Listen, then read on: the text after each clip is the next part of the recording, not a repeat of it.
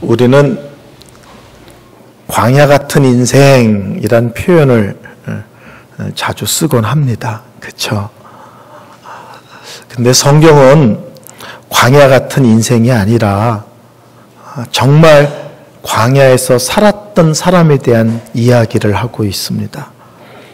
그것도 짧게 광야에서 산 것이 아니라 무려 그들은 40년을 광야에서 살았습니다. 우리가 잘 아는 이스라엘 백성들이죠.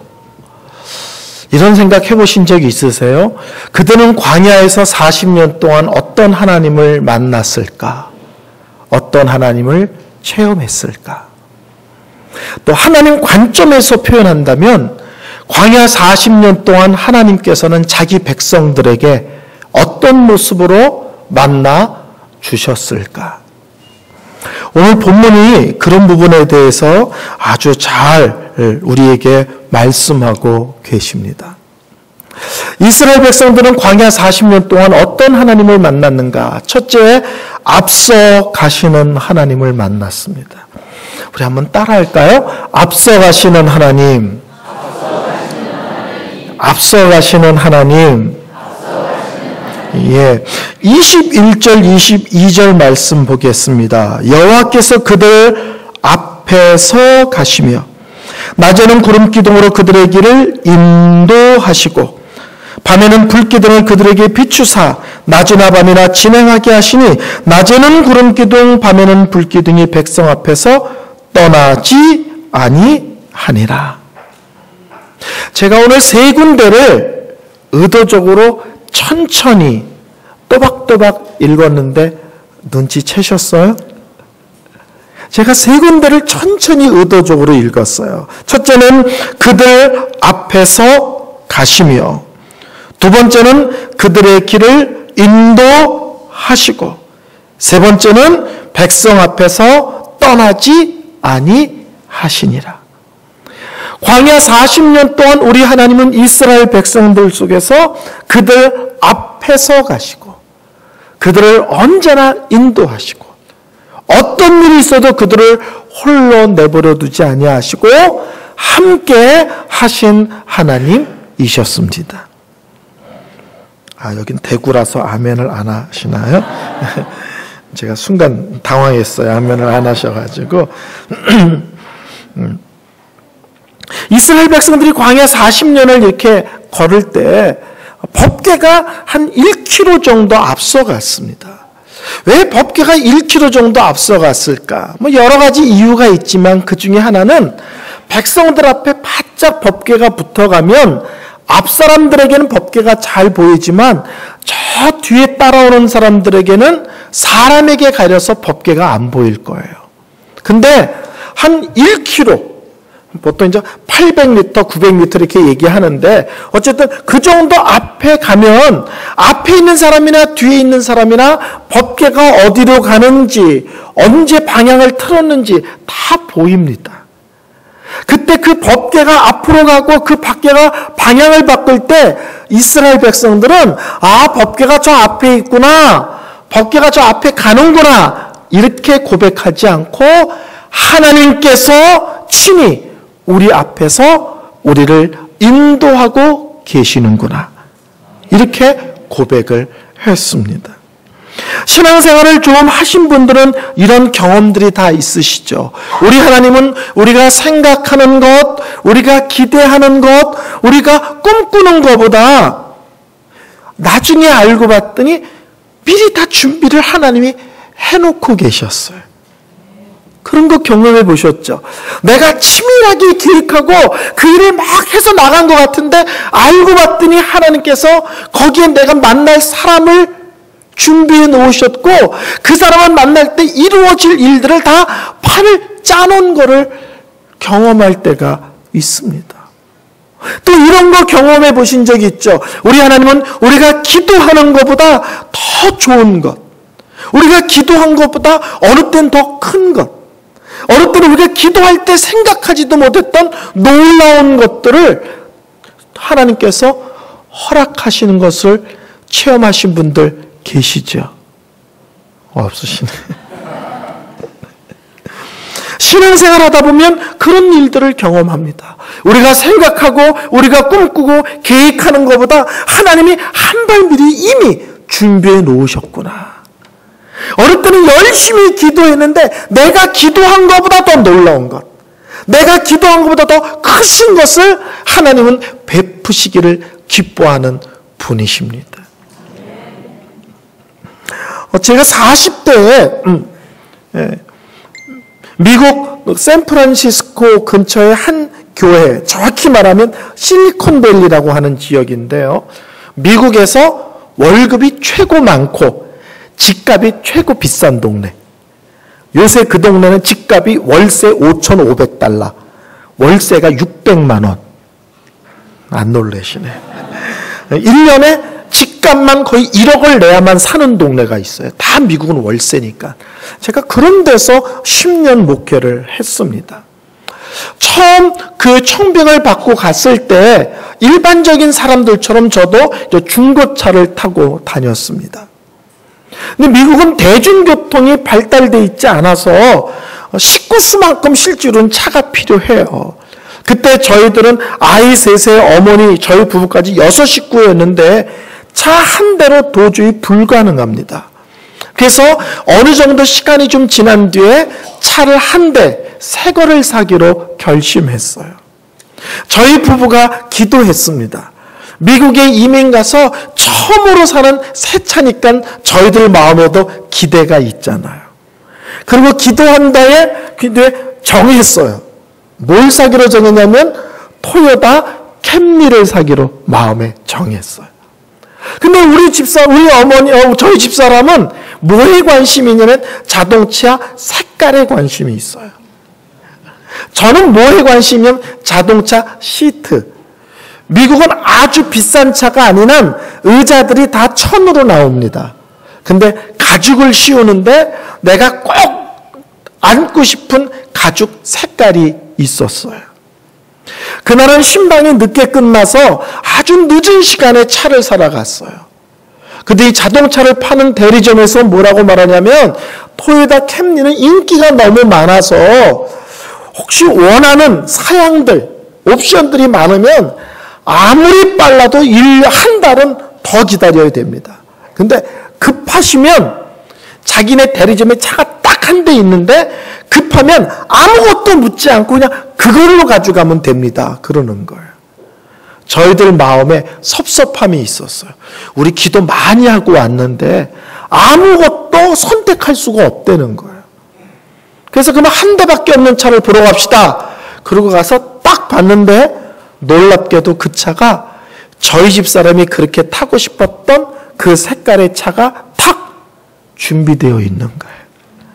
그 순간 제 마음에 하나님 저는요. 저도 원하는 거 있는데. 그래서 얘기했어요. 내가 원하는 가죽 색깔을 씌우기를 원한다. 그랬더니 그 차를 파는 분이 색깔은 얘기하지 마세요. 색깔은 선택사항이 아닙니다. 그러는 거예요. 내 차인데 내가 왜 선택을 못하느냐? 그랬더니 차 안에 인테리어 색깔, 내부 색깔이 있잖아요. 그 색깔에 따라서 의자 가죽 색깔이 정해져 있대요. 미국은. 그러니까 가죽으로 씌울 거냐 말을 거냐만 결정하지 색깔은 결정할 수 없습니다. 제가 섭섭했지만 그럼 맡기고 가죽으로 씌워주세요. 부탁한 뒤에 3일 뒤에 가서 차문을 탁 열었습니다. 그런데 여는 순간 제가 그토록 타고 싶었던 그 가죽 색깔, 아이보리 색깔이 딱 씌워져 있었어요. 여러분, 하나님은 우리 아버지십니다. 하나님은 우리를 사랑하십니다. 그러면 하나님은 자기의 자녀가 원하는 것을 일부러 안 주시고 강요하시고 싫다는데 등 떠미는 하나님이 아니시라 이왕이면 사랑하는 자녀가 기쁜 것, 즐거운 것, 행복한 쪽으로 역사하시고 길을 열어주시는 하나님이십니다. 자, 자동차 가격을 이제 계산해야 되는데요. 미국은 신용이 적으면 5년 활부가 무이자예요. 신용이 좋으면 무이자로 5년 활부 살 수 있어요. 근데 신용이 나쁘면 다른 사람보다 훨씬 많은 이자를 내고 차를 사야 돼요. 근데 저의 문제는 미국 생활이 짧아서 신용이 안 좋은 게 아니라 신용 자체가 없어요.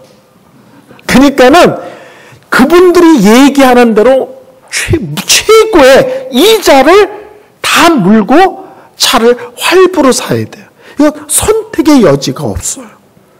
그때 가서 이제 가격을 쭉 얘기하고 마지막으로 이제 결정하고 사인하고 요 타임이 됐는데 갑자기 2층에서 그 자동차 대리점에서 최고 높은 분이 갑자기 문을 열고 나오더니 이러는 거예요. 여기 이은성 목사님 오셨습니까? 이러는 거예요. 그래서 올려다 봤는데 한 번도 본 적이 없는 분이에요. 제가 너무 신기해서 제 목소리만 듣고 어떻게 제가 이은성 목사인 줄 아셨습니까? 그랬더니요, 그분이 하는 얘기가 전 목사님 설교 많이 들었습니다. 이러는 거예요. 미국은 다 자가용을 타고 다니기 때문에 길거리에서 사람을 전도하는 게 쉽지 않아요. 그러면 어떻게 하냐면 목사님들의 설교를 CD로 구워서 한국 사람들이 많이 가는 가게 입구에다 쌓아놔요. 그러면 관심 있는 사람이 그걸 빼가지고 듣습니다. 미국은 거리가 멀어요. 땅덩어리가 큽니다. 그래서 거리 계산이 우리랑 좀 달라요. 저희 교회 할머니 한 분이 아들하고 냉면 먹으러 LA 갔다 왔어요. 왕복 12시간. 그럼 우리는 냉면 먹으러 12시간 가지 않죠? 땅덩어리가 좁거든요. 제가 텍사스에 어떤 교회를 갔더니 청년들이 스키를 타러 간대요. 근데 교회 버스를 타는데 한쪽은 이불, 한쪽은 비계를 들고 타는 거예요. 청년들이. 너무 신기해서 아니 얘네들이 스키를 타러 갔는데 왜 이불과 비계를 들고 타냐 그랬더니 스키장이 25시간 떨어져 있대요. 그러니까는 차를 타면 우리 개념처럼 30분, 1시간이 아니라 막 3시간, 4시간 이거는 뭐 일도 아닌 거예요. 그러니까 심심해. 그러니까 뭘 들어요 항상. 그래서 설교 CD를 갖다 놓으면 교회를 다니는 사람들 듣지만 안 다니는 사람들도 심심해서 뭘 듣고 다녀요. 그러다가 교회를 오는 거예요. 근데 그분이 제 설교 CD를 많이 들었다는 거예요. 그러더니 뭐라고 말하냐면 직원에게 명령하기를 우리 자동차 대리점에서 적용할 수 있는 최저가 이자를 적용해서 목사님 사인을 받으세요. 이러고 지시를 하는 거예요. 그 다음 말이 놀라워요. 목사님, 원래는 저녁 때 제가 남는 순서가 아니라 다른 사람이 남는 순서인데 갑자기 그 사람이 일이 생겨서 순서가 바뀌었습니다. 근데 왜 갑자기 오늘 밤에 내가 남아야 되나 생각해 봤더니 하나님이 목사님 도우라고 순서를 바꾸신 것 같습니다. 이러는 거예요. 저는 이자가 비싼 것은 당연하다고 생각하고 5년 동안 비싼 이자를 물면서 차를 타야 됐어요. 그건 기도도 하지 않았어요. 왜? 그냥 룰이니까, 법이니까. 근데 하나님은 제 주머니 사정을 아셔서 제가 포기하고 기도하지 않은 것까지 다 아셔서 너 경제적으로 어렵지? 주머니 넉넉하지 않지? 미처 기도하지 않은 것까지 우리 하나님께서 챙겨서 조절하여 주셨습니다.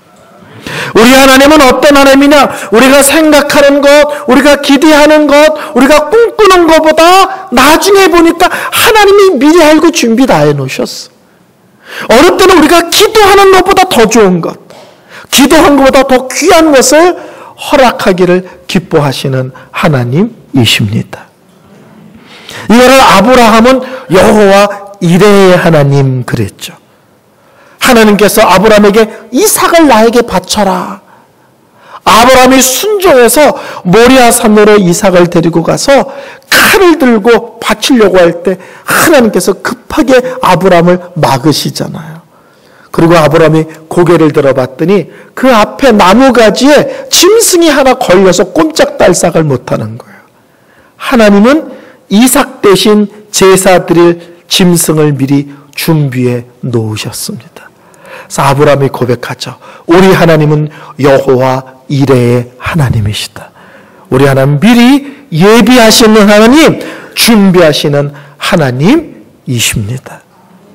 성도 여러분, 사사기 읽어보셨죠? 사사기 다음은 룻기이고 룻기 다음은 사무엘 상하예요.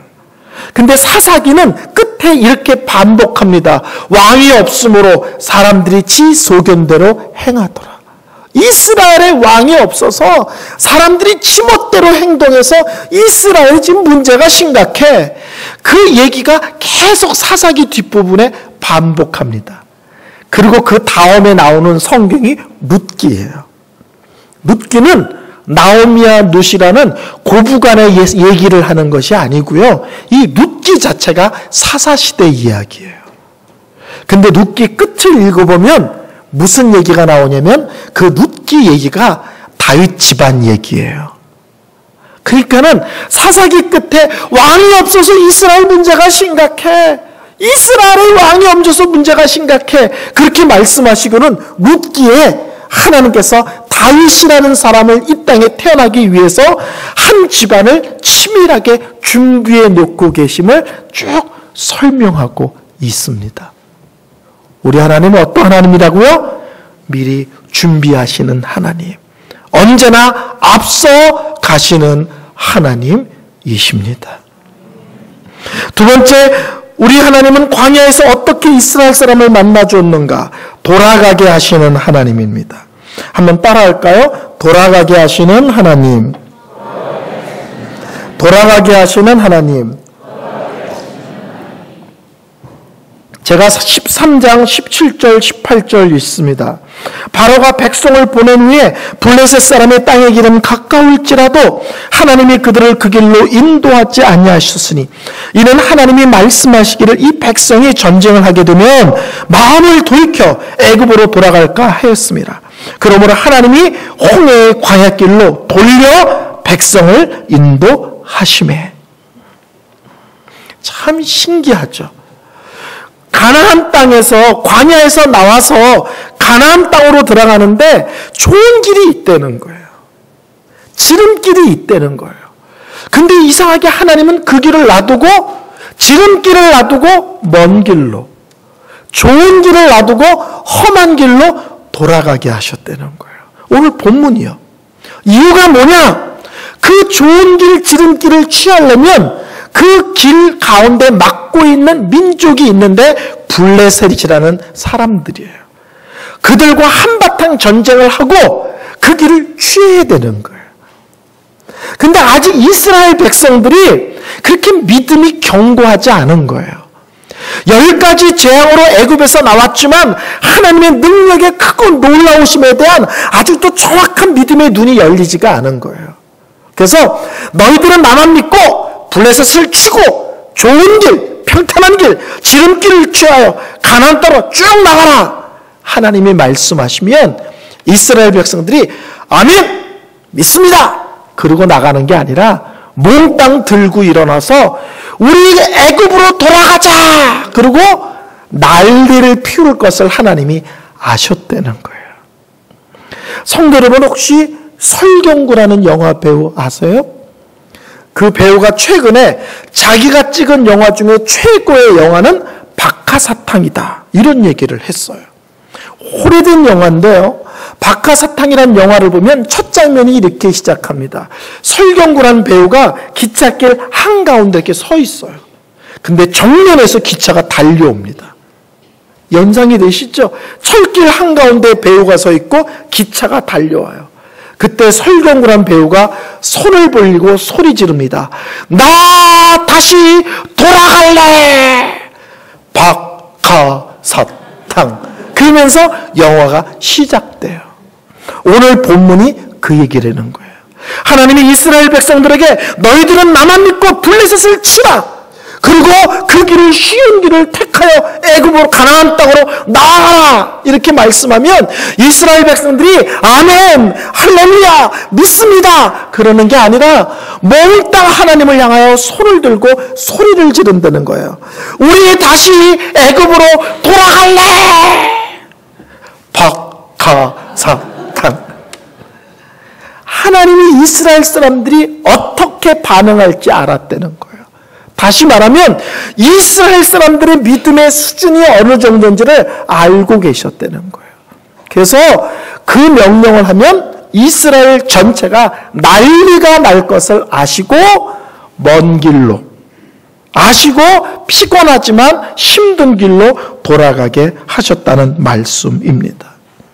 성도 여러분, 우리 하나님은 각 사람의 믿음의 수준을 알아요. 우리의 영적인 체질이 지금 건강한지 병이 걸려서 비실비실한지 요새 잘 아십니다. 그래서 각 사람의 믿음에 맞게 형편에 맞게 각 사람을 인도하시는 거예요. 우리는 모든 길이 편했으면 좋겠죠.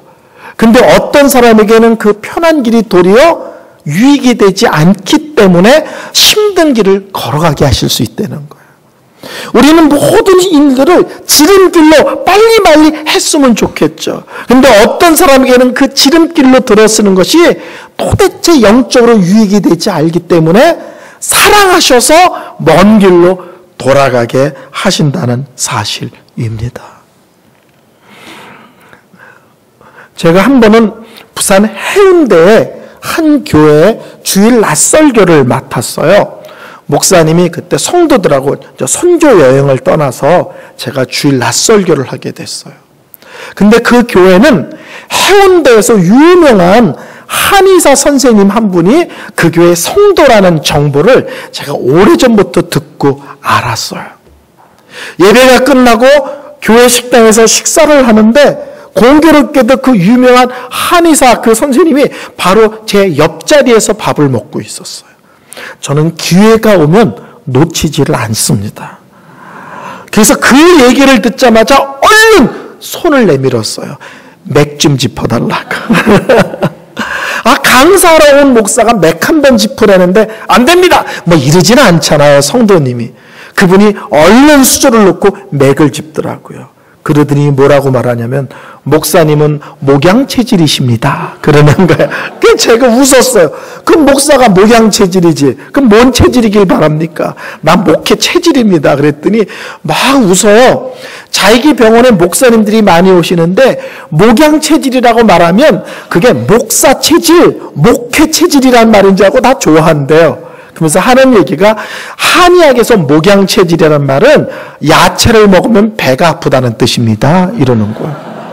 제가 너무 놀랐어요. 맥만 짚고 아는 거예요. 어떻게 하셨어요? 저는 야채만 먹으면 배가 아픕니다. 저는 그래서 모르는 분하고 잘 고기를 안 먹어요. 원래는. 또 이랬더니 고기를 안 사죠. 근데 요새는 체질이 바뀌었어요.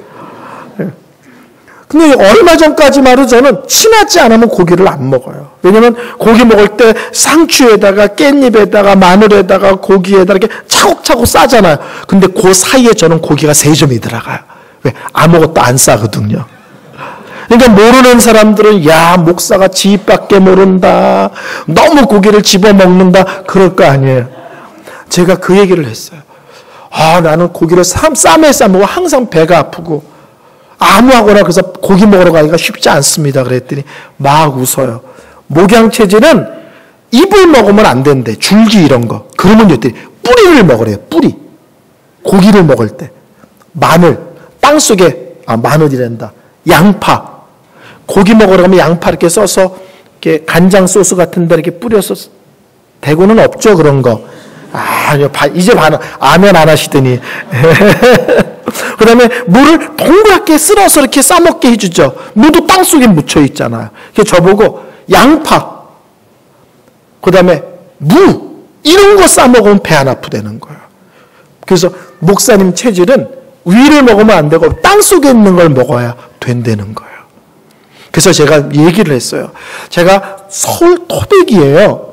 근데 부산에 92년도에 왔는데 부산에 녹즙바람이 불었어요. 그래가지고 저희 교회에서 목회자를 위해서 새벽 예배가 끝나면 관리 집사님이 녹즙을 짜서 컵에다 이름을 써가지고 교회 입구에다 쭉 늘어놔요. 그러면 자기 이름 쓰여진 녹즙을 먹고 가는 거예요. 근데 한 달이 지났는데 목회자 전체가 때깔이 좋아졌다, 몸이 날아갈 듯 가뿐하다, 체질이 바뀌었다 난리가 났어요. 근데 저는 그거를 먹고 죽을 뻔했어요. 한 달 내내 화장실에서 살았어요. 그래서 녹즙 한 달 먹고 여기가 이렇게 패였어요. 완전히. 제가 녹즙 얘기를 했더니 그분이 펄쩍 뛰는 거예요. 다른 사람에게는 녹즙이 보약인데 목사님에게는 녹즙이 독약입니다. 이러는 거예요. 참 신기하죠. 똑같은 음식을 먹는데 어떤 사람에게는 보약이 되고 어떤 사람에게는 그것이 독약이 된대요. 성도 여러분, 이런 거 혹시 생각해 보셨어요? 같은 교회를 다녀요. 예배도 나란히 드려. 근데 또 나이도 똑같아. 그렇죠? 애들 학교도 똑같아. 어릴 때 기도 제목도 똑같을 때가 있잖아요. 그렇죠? 입시를 앞들어놨든지 뭐 결혼을 앞뒀든지 뭐 직장을 어릴 때 기도 제목도 똑같아. 근데 똑같이 열심히 기도했는데 이 사람은 이렇게 응답하시고 저 사람은 저렇게 응답하세요. 우리는 이렇게 생각이 들 거예요. 내가 원하는 대로 응답이 안 되면 내가 기도가 부족했나? 또는 하나님이 나를 덜 사랑하시나? 이렇게 생각할 수 있어요. 그게 아니고요. 나란히 앉아서 기도해도 나이가 똑같고 형편이 비슷한 것 같아도 그 사람의 믿음과 형편과 모든 것을 고려해서 이 사람에게는 하나님이 이렇게, 저 사람에게는 하나님께서 저렇게 역사하십니다. 아멘. 어떤 사람에게는 지름길로 가는 게 복이어서 지름길이고 어떤 사람은 좀 도는 게 너에게는 훨씬 유익해. 그러면 돌아가게 하시고 어떤 사람은 너는 많이 돌아야 영적으로 훨씬 유익이 많아. 그러면 멀리 돌리신다는 거예요.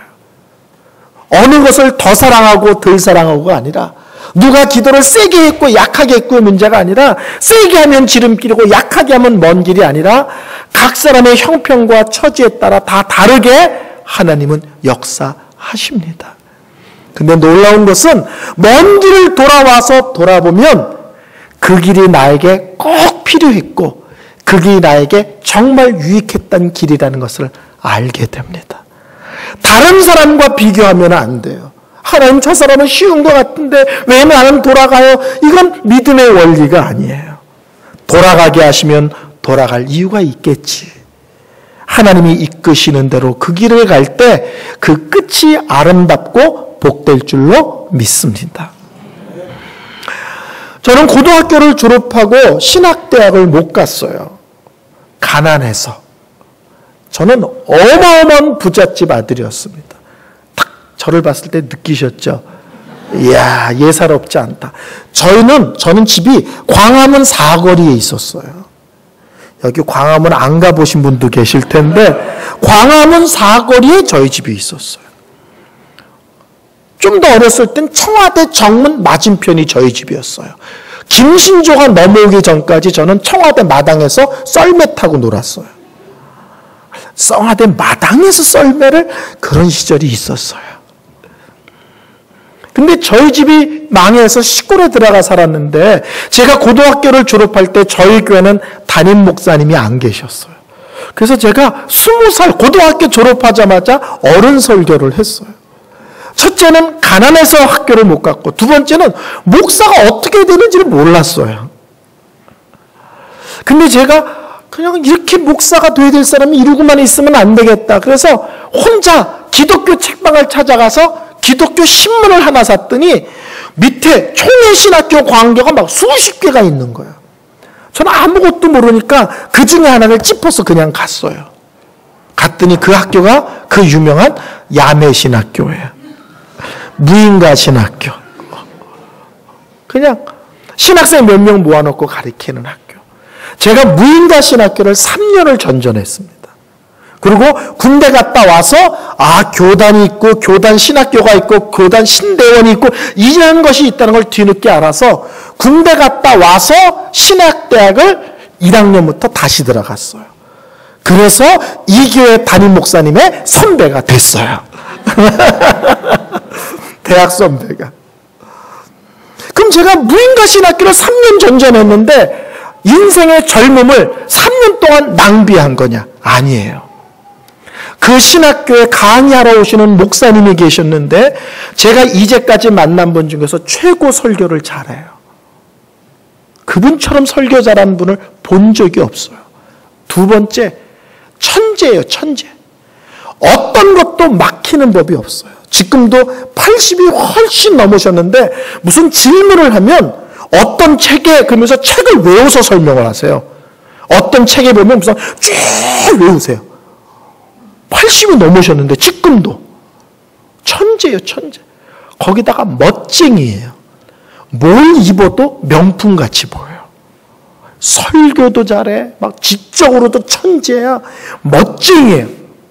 근데 그분이 저의 영적인 아버지가 되어주세요. 20살에 만나서 지금 장장 38년 동안 저의 영적인 아버지입니다. 지금 미국 오레곤이라는 곳에 계신데 제가 비행기를 타고 가면 공항에 서 계시다가 우리 아들 왔구나 그러고 저를 안으세요. 사모님은 제가 가면 언제나 이러세요. 우리 큰아들 왔구나. 그분 아들이 없느냐? 있어요. 별 5개짜리 전 세계 체인이 있는 6,000개의 체인을 갖고 있는 미국 유명한 호텔이 있는데 그 호텔의 고문 변호사예요. 최고 높은 변호사, 아들이. 근데 저를 항상 큰아들이라고 불러요. 저를 위해서 기도하시고 목회할 때 잘 모르는 것이 있거나 문제가 있으면 상의 드려서 여쭈어보고. 저는 8살 때 아버지가 돌아가셔서 아버지에 대한 기억이 거의 없어요.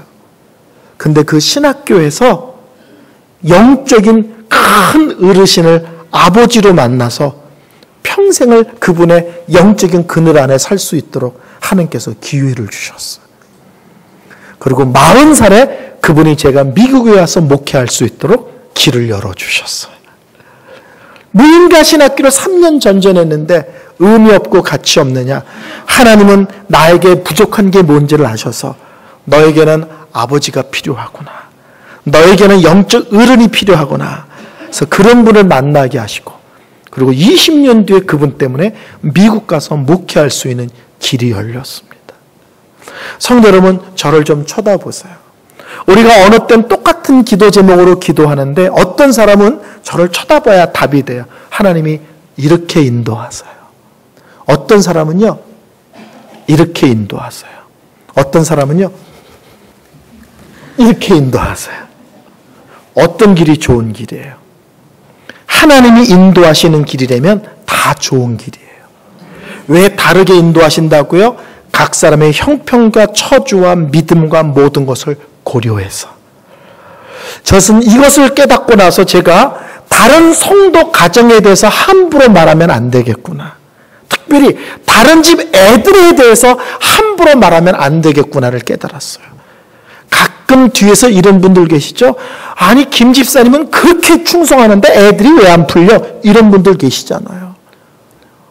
저 사람은 매일 기도한다고 엎드리는데 저 집은 왜 이렇게 일이 안 풀리지? 그렇게 시비를 걸어요. 성도님들 조심하세요. 하나님이 어떤 사람은 돌리시기 때문에 끊어보면 돌아가는 것처럼 보이지만 나중에 보면 좋은 길로 끌고 가시는 중인 거예요. 안 풀리는 것 같은데 안 풀리는 게 아니에요. 지금 하나님의 방법으로 끌고 가시는 거예요. 저 집 애들은 왜 저래? 함부로 말하지 마세요. 지금 하나님이 어디로 끌고 가시는 줄을 알고 우리 생각보다 또는 우리 생각보다 형편없다고 함부로 말하시겠어요. 중요한 것은 하나님이 어떤 길로 인도하시든 내 입장에서 중요한 것은 어떤 길로 인도하시든 나는 여전히 하나님께 믿음의 중심을 지킵니다. 나는 어떤 일이 있어도 기도의 줄을 놓지 않습니다. 나는 언제나 그럼에도 불구하고 어디로 인도하든지 순종하며 뒤를 따라가겠습니다. 나중에 그런 믿음의 모습으로 그 길을 따를 때 돌아보면 지름길로 갔던 멀리 돌아보면 이 길이 나에게 꼭 맞는 길이었구나. 나에게 정확하게 유익한 길이었구나를 깨닫게 됩니다. 저는 제 인생 속에 지름길로 간 적이 한 번도 없어요. 항상 먼 길로 돌아갔어요. 그리고 나이가 들고 지금 돌아보면 억울하냐? 아니에요. 그 먼 길 돌아가는 것을 통해서 훨씬 제가 더 영적으로 다듬어졌고 훨씬 더 깊어지는 은혜가 그곳에 있었습니다. 어느 때는 하나님께서는 사랑하기 때문에 멀리 돌리실 수 있습니다. 아멘? 세 번째 따라하겠습니다. 막다른 곳에 서게 하시는 하나님. 막다른 곳에 서게 하시는 하나님. 14장 1절부터 4절까지 제가 보겠습니다. 여호와께서 모세에게 말씀하여 이르시되 이스라엘 자손에게 명령하여 돌이켜 바다와 믹돌 사이에 비아디로랍 곧 바알스본 맞은편 바닷가에 장막을 치게 하라. 바로가 이스라엘 자손에 대하여 말하기를 그들이 그 땅에서 멀리 떠나 광야에 갇힌 바 되었다 하리라. 내가 바로의 마음을 완악하게 한즉 바로가 그들의 뒤를 따르리니 내가 그와 그의 온 군대를 말미암아 영광을 얻어 애굽 사람들이 나를 여호와인 줄 알게 하리라 하시매 무리가 그대로 행하니라. 이게 무슨 말씀이냐면 하나님께서 모세에게 명령하셔서 이스라엘 사람들을 바닷가 쪽으로 끌고 가게 하셨다는 거예요. 그리고 거기다가 장막을 치게 하셨다는 거예요. 근데 그 정보를 누가 듣냐? 바로 왕이 들어요.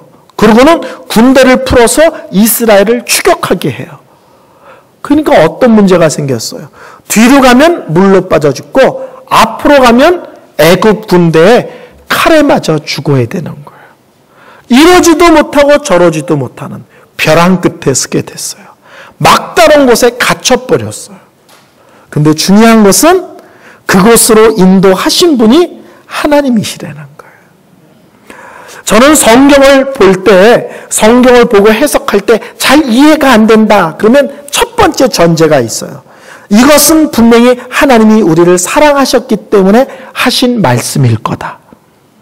왜 이스라엘 백성들을 막다른 골목으로 모셨을까? 벼랑 끝으로 모셨을까? 이해가 안 되죠. 그럼 전제를 까셔야 돼요. 분명히 사랑 때문일 거야. 사랑 때문일 거라는 전제로 이해가 되지 않는 본문을 보셔야 돼요. 신앙생활을 하다 보면요, 꼭 말로 해서 안 되는 분들이 계세요. 그렇죠? 기도 안 해. 하나님의 기도할 수 있는 사인을 끊임없이 주는데 지가 잘나서 지가 똑똑해서 일이 잘 풀리는 줄 알고 교만하기가 이를 데 없어. 자기가 갖고 누리는 것이 하나님이 특별하게 은혜 주셨는지를 모르고 고개가 빳빳해. 그러면 하나님이 한순간에 그 사람을 위기로 모십니다. 그리고는 납작 엎드려서 눈물 콧물 쏟으면서 하나님 부르짖게 되고 나에게 되어준 모든 것들이 내 실력이 아니라 하나님의 실력임을 철저하게 깨닫고 기도하지 않고는 못 베기도록 하나님께서 역사하십니다. 어떤 사람은 죄를 져요. 근데 한 번, 두 번 반복하다 보니까 그게 죄라는 의식도 없고 하나님에 대한 두려움도 사라져요. 근데 하나님이 너 그 죄직 자꾸 더 반복하면 너 망하겠다. 너 죽겠다. 그러시면 그 사람의 삶의 팔을 엎어버리세요. 절박한 문제를 만드신다고요. 그래서 하나님 앞에 엎드려서 처절하게 회개하고 결단하고 거기서 인생을 돌이키지 않고는 못 베기게 만드십니다. 어떤 사람은 고집이 있어. 자기가 하고 싶은 게 있어. 하나님 보시기에 안 기뻐. 그러면 하나님이 자꾸 사인을 주는데도 고집을 피우면 인생의 위기를 줘서 하나님 앞에 자기의 고집들, 자기가 세운 잘못된 계획들을 다 내려놓고 하나님의 뜻, 하나님이 여시는 그 길을 순종하며 가도록 강권적으로 막으십니다. 그런 분들 보셨죠? 저는 학교에서도 한 7년 근무했어요. 교목을 했거든요. 집에서 애 셋을 키웠습니다. 아들 하나, 딸 셋. 작년에 셋을 한꺼번에 결혼시켰어요. 능력 있는 목사의 모습이죠. 네, 1년에 애 셋을 결혼시켰으니까. 근데 학교에서도 그렇고 집에서도 그렇고 애들을 키워보면 말로 해서 되는 애가 있고요. 뒤지게 맞아야만 되는 애가 있어요. 그럼 왜 패냐? 죽으라고 패는 게 아니라 살리려고 패는 거죠. 아시죠? 학교에서요, 저는 남자 고등학교, 여자 고등학교, 중학교 다 근무해 봤거든요. 여학생들은 소곤소곤을 잘해. 소곤소곤. 그러면 경고하죠. 저 뒤에서 두 번째 그만해. 또 소곤소곤. 혼난다. 또 소곤소곤. 한 번만 너면 가만 안 놔둔다. 소곤소곤. 나와! 손 내밀어! 여자 학생들이 딱 손 내밀죠. 선생님이 자를, 3cm자를 딱 듭니다. 때리려고. 딱 되는 순간 여자애들 중에 이런 애가 있어요. 때리지도 않았어. 자를 들기만 했는데 막 소리를 지르면서 경기를 하고 울어요. 그럼 선생님이 보다 가만히 있다가 기가 막혀서 머리를 톡 치고 들어가 임마 그래요. 근데 걔는요, 한번 나왔다가 들어간 것밖에 없는데 그때부터 그 선생님만 들어오면 딱 이러고 있는 애가 있어요. 말로 해도 되는 애가 있어요. 눈 한번 불어내도 되는 애가 있어요.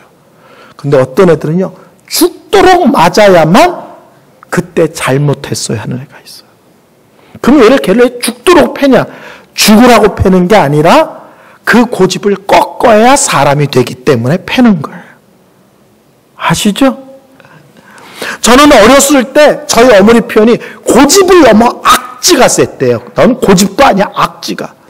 저는 어렸을 때 이렇게 자주 아팠어요. 그런 거 아시죠? 부잣집 애들은 아픈 거.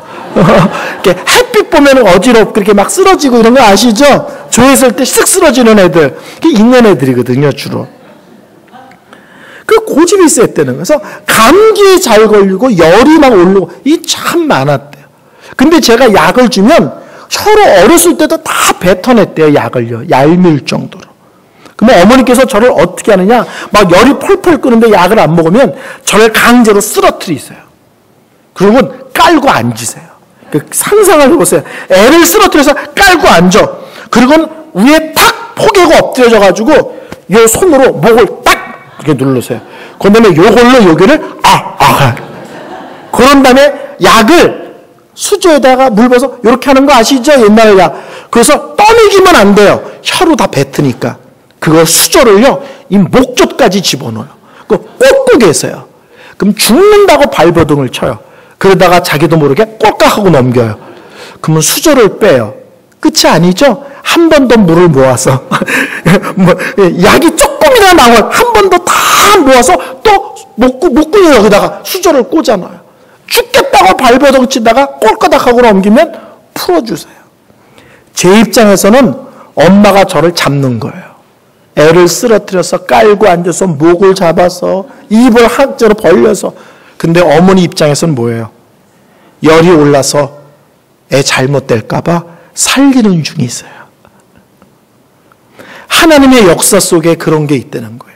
내 입장에서는 하나님이 날 죽이려고 그러나 일 정도로 내 인생의 절박함으로 몰아비칠 때가 있는데 그것은 밉다는 뜻이 아니라 나를 살리기 위해서, 나를 새롭게 하기 위해서, 나를 한 단계 더 높은 단계로 끌어올리기 위해서 하나님께서 행하시는 사랑의 은혜의 역사하심입니다. 자, 이스라엘 백성들이 가운데 갇혔어요. 하나님이 뭔가요? 사랑하시는 거예요. 뭔가 크게 말씀하고 싶은 거예요. 첫째는 그게 뭐냐면 애굽 사람들에게요. 바로 왕과 애굽 사람들이 10가지 재앙을 통하여 이스라엘을 풀어줬지만 아직도 하나님 두려운지를 모르는 거예요. 아직도 하나님의 능력의 크고 위대하심에 대해서 아직도 잘 모르는 거예요.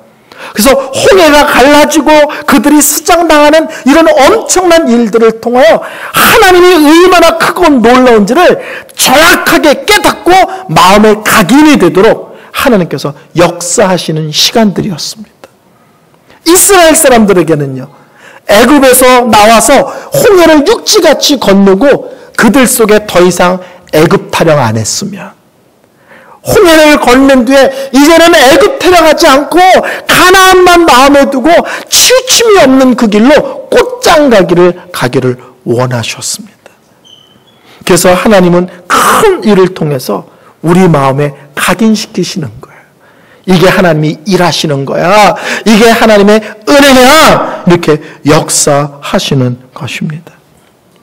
설교를 결론 내리겠습니다. 우리는 이번 주도 또 세상 한복판에서 사실 거예요. 다 다른 길을 걸어가실 거예요. 왜? 하나님은 각 사람의 형편과 처지에 따라 어느 때는 앞서서 그냥 졸졸졸 따라가기만 해도 돼. 어느 때는 하나님이 자꾸 돌리시는 것 같아. 막 돌아버리겠어.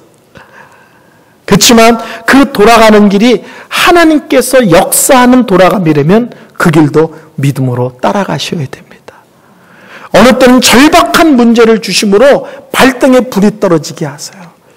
그런데 그런 기회를 통해서 하나님 앞에 정직하게 나를 들여다보고 나를 깊이 있게 점검하고 하나님 앞에 나를 새롭게 할 수 있는 영적으로는 복된 전환의 시기입니다. 중요한 것은 하나님이 어떤 길로 나를 인도하시든지 모든 길은 사랑 때문이고 모든 길은 은혜 때문이고 모든 길은 우리의 유익 때문인 줄로 믿습니다. 어떤 길로 인도하시듯 하나님께 믿음의 시선을 고정하고 묵묵히 그리고 우직히 그 길을 따라가는 귀한 성도님들 되시기를 바랍니다. 기도하겠습니다.